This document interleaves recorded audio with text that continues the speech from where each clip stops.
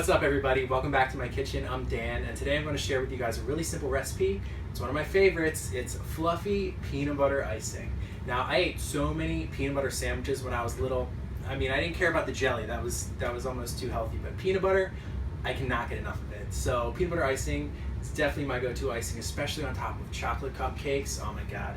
So really simple here. The only recommendation or piece of advice that I would have is to use a peanut butter that you really like eating. Believe it or not, different brands of peanut butter have really different tastes. I actually really like natural peanut butter. Not so much the kind in the glass container that has the oil on top. That's great for eating, but for baking it could be a little temperamental. So I would say go with a Skippy or a name brand peanut butter that says natural. I think it tastes a bit more like peanuts. So what I have here in my mixer bowl that I've been creaming for a couple of minutes is 2 sticks of soft, unsalted butter.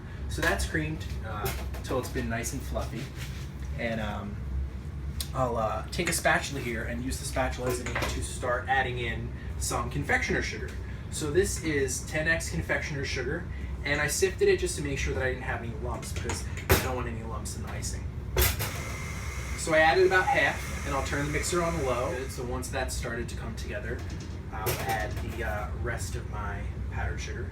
So this recipe starts very similar to basic American buttercream, and it's mixed quite similarly. The peanut butter comes in at the end.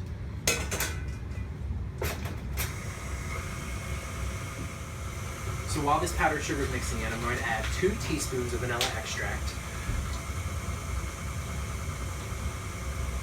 So once all of the butter and powdered sugar comes together, it's going to be pretty thick, pretty dense, just like this. So what I'm going to do now is turn the mixer to high and let it mix for 1 minute. So what I'm going to do at this point is add some peanut butter.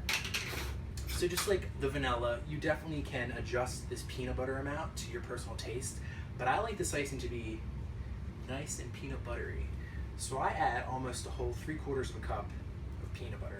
So if I start with one of these 15-ounce average size containers of peanut butter, I use almost the whole thing.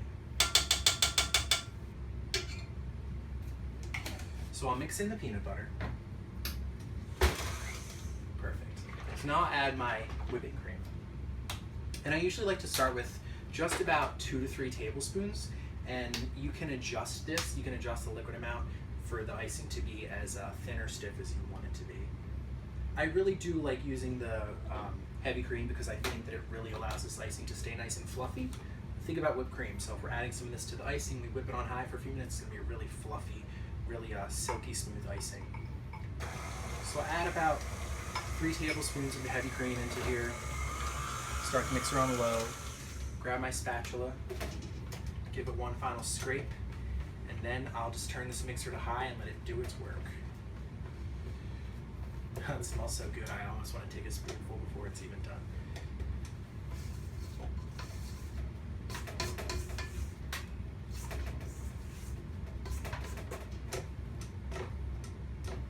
Perfect, so I'm going to set this mixer to medium-high and let it mix for about 3 or 4 minutes.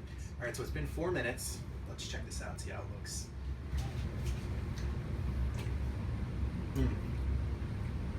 Really get the peanut butter. It's nice and light. It's almost like a mousse, like a peanut butter mousse. It's not too sweet. You can taste that vanilla and that whipped cream or that heavy cream. Really made for a nice melt in your mouth, a smooth icing. So you guys definitely want to check this recipe out if you've never made peanut butter icing before. So head on over to bakingwithdan.com to get the full recipe. And make sure to give this video a like on YouTube. And subscribe to Baking with Dan on YouTube for awesome videos and great recipes.